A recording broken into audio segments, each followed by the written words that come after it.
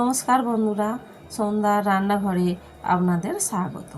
আবারও চলে এসেছি নতুন একটা রেসিপি নিয়ে। আজ আমি খুব সহজে করে দেখাবো ইলিশের পোলাও। এই পোলাওটা খেতে কিন্তু দারুণ লাগে। একবার না খেলে আপনারা বিশ্বাস করবেন না, একবার খেলে কিন্তু বারবার খেতে ইচ্ছা করবে। অন্য কোনো পোলাও আর খেতে ইচ্ছা করবে না, তখনই শুধু মনে হবে এই ইলিশের পোলাও করে খাই। আর বন্ধুরা, এটা বানানো কিন্তু খুবই সোজা। তাহলে খুব সহজে কিভাবে ইলিশের পোলাও বানানো যায় আপনারা দেখতে থাকুন। দেখুন বন্ধুরা, আমি এখানে বাসমতি চাল নিয়েছি 500 গ্রাম।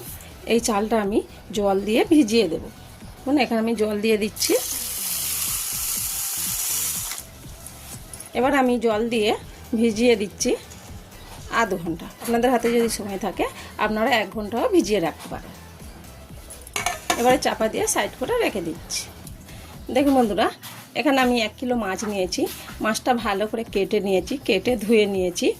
তো আমি মাছের মাথাটা বাদ দিয়েছি, বাকি অংশ সব নিয়েছি, লেজাটাও নিয়ে নিয়েছি। দেখুন খুব ভালো করে পরিষ্কার করে ধুয়ে নিয়েছি। তো এখানে আমার 6 পিস গাঁদা হয়েছে, একটা লেজা হয়েছে। এবার আমি মশলাটা করে নেব। তো এখানে আমি একটা কাঁচের বাটি নিয়েছি, আর এখানে দেখুন 7 চামচের মতন টক দই নিয়েছি, ভালো করে ফেটিয়ে নিয়েছি। তো টক দইটা আগে থাকতে ভালো করে ফেটিয়ে নিতে হবে, না হলে মশলা করে রান্না করবেন যখন ছানা ছানা কেটে যাবে, দানা দানা হয়ে যাবে, তাতে করে খেতে ভালো লাগবে না। দেখুন আমি টক দইটা পুরোটা নিয়ে নিলাম। এবার নিয়ে নিলাম 1 চামচ হলুদ গুঁড়ো, আর নিলাম 1 চামচ লঙ্কা গুঁড়ো, আর নিয়ে নিলাম 1 চামচ কাশ্মীরি লাল লঙ্কার গুঁড়ো, আর নিলাম 1 চামচ ধনে গুঁড়ো, আর নিলাম 1 চামচ জিরে গুঁড়ো, আর দিয়ে দিচ্ছি 1 চামচ আদা রসুন বাটা, 2 চামচ আদা রসুন বাটা। সব শেষে দিয়ে দিচ্ছি 1 চামচ নুন। এবার দিয়ে দিলাম 2 চামচের মতন সাদা তেল। সবগুলো ভালো করে মেখে নেব।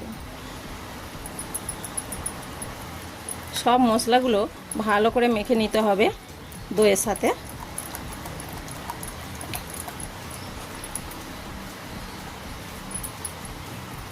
এখানে আমি বড় সাইজের 2টো পেঁয়াজ বেটে নিয়েছি, তো সবটা দিয়ে দিলাম।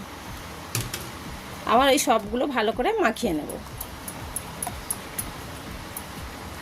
সব মশলাগুলো ভালো করে মেখে নিয়েছি। যে মাছগুলো রেখেছিলাম একে একে মাছগুলো আমি এর মধ্যে দিয়ে দিচ্ছি। মশলার মধ্যে সব মাছগুলো দিয়ে দিচ্ছি।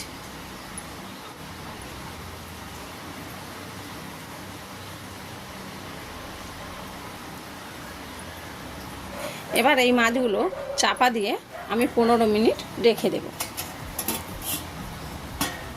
দেখুন বন্ধুরা, একটা কড়ার মধ্যে কিছুটা তেল গরম করতে দিয়েছি, গরম হয়ে গেছে।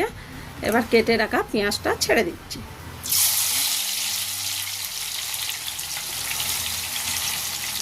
নাড়াচাড়া করে লালচে করে ভেজে নেব। তো বেরেস্তা করার জন্যে একটু বেশি তেল দিতে হবে, না হলে কিন্তু বেরেস্তা ভালো হবে না।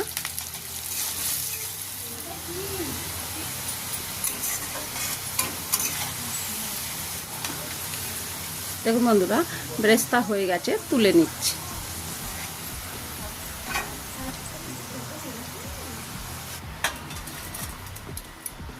দেখুন বন্ধুরা, যে মাছটা মাখিয়ে রেখেছিলাম মশলার সাথে, এবার আমি ওই তেলের মধ্যে দিয়ে দিচ্ছি। তবে বন্ধুরা, বেরেস্তা করে যে তেলটা থাকবে, আপনাদের মনে যদি হয় বেশি তেল, তাহলে কিন্তু কমিয়ে নেবেন। দেখুন আমি তেল কিছুটা কমিয়ে নিয়েছি। আস্তে আস্তে মাছগুলো আমি দিয়ে দেব।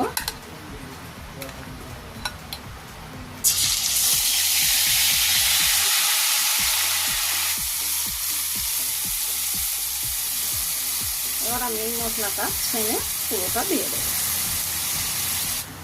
এবার আমি আস্তে করে নেড়ে দেব। দেখুন বন্ধুরা, এরকম আস্তে আস্তে নাড়তে হবে, খুব বেশি তাড়াহুড়ো করে নাড়বেন না, তাহলে কিন্তু মাছটা ভেঙে যেতে পারে।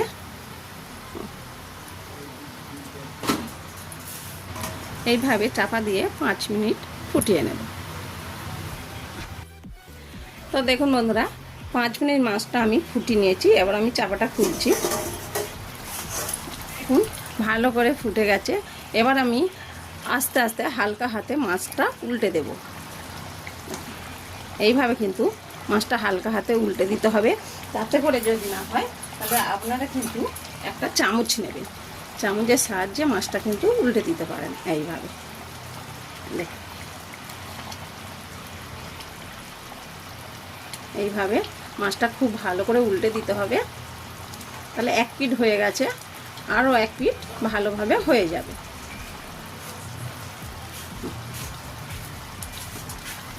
আরও 5 মিনিট ফুটিয়ে নেব।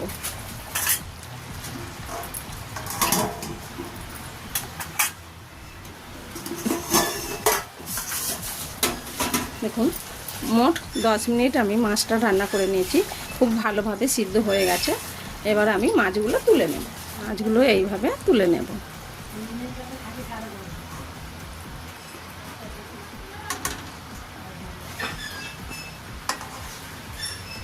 এইভাবে ওপর থেকে একটু ঝোল দিয়ে দেব।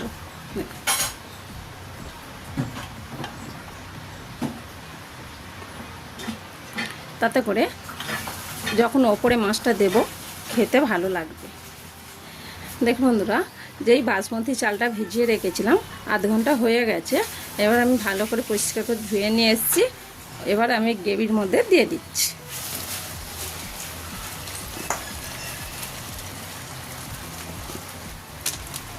এবারে খুব ভালো করে গ্রেভির সাথে চালটা মিশিয়ে নেব।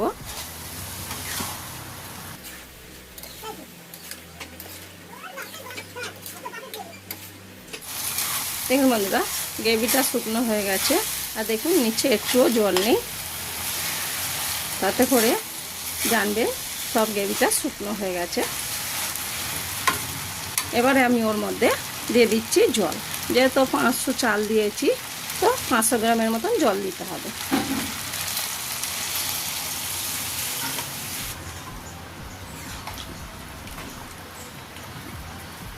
খুব ভালো করে মিশিয়ে নিয়েছি। এবার আমি দিয়ে দিচ্ছি 1 চামচের মতন চিনি। চিনিটা দিলে খেতে আরও ভালো লাগবে, স্বাদটা আরও বেড়ে যাবে। আর দিয়ে দিচ্ছি 1/2 চামচের মতন নুন। যেহেতু গ্রেভিতে নুন দিয়েছিলাম, সে তো মাছের আন্দাজে ভাতটার মধ্যে নুন কম হবে, সেই জন্য আমি আরও 1/2 চামচ নুন দিয়ে দিচ্ছি। আর দিয়ে দিচ্ছি 6-7টা কাঁচা লঙ্কা মাঝখান দিয়ে চিড়ে। তো সবগুলো দিয়ে দিয়েছি।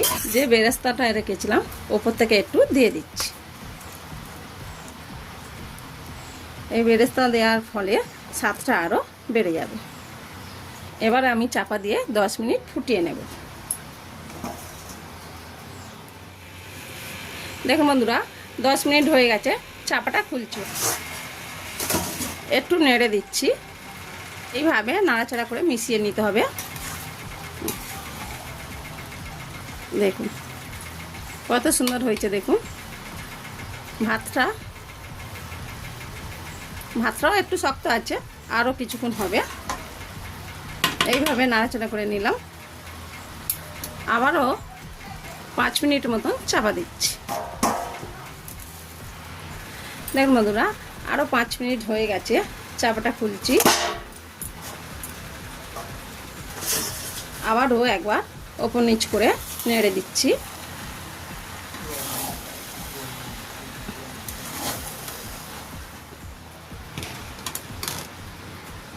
চালটাও দেখুন একটু শক্ত আছে।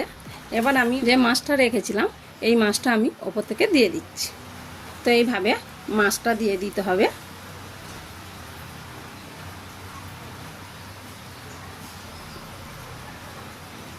এবারে যে গ্রেভিটা ছিল ওটাও আমি ওপর থেকে দিয়ে দিচ্ছি।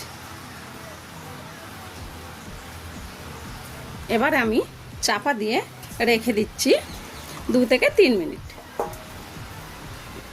একদম লো ফ্লেমে কিন্তু এই রান্নাটা করতে হবে। দেখুন বন্ধুরা, 3 মিনিট হয়ে গেছে। গ্যাসটা বন্ধ করে সঙ্গে সঙ্গে করা যাবে না, একটু বসিয়ে রাখতে হবে। তাতে করে জালটা যেই শক্ত আছে ওটা খুব ভালো করে সিদ্ধ হয়ে যাবে। দেখুন বন্ধুরা, 5 মিনিট রেস্টে রেখেছিলাম, 5 মিনিট হয়ে গেছে। চাপাটা খুলছি। এতে করে আমি কোনো গরম মশলা, এলাচ কিচ্ছুই দিলাম না। কেন? ওই সব দিলে, গরম মশলা দিলে কিন্তু ইলিশ মাছের গন্ধটা পাওয়া যাবে না। সেই জন্যে আমি কোনো গরম মশলা ব্যবহার করিনি। বন্ধুরা, আমাদের ইলিশের পোলাও তৈরি। আমি ওপর থেকে একটু বেরেস্তা ছড়িয়ে দিচ্ছি। এবার আমি একটা প্লেটে বেড়ে আপনাদের দেখাচ্ছি।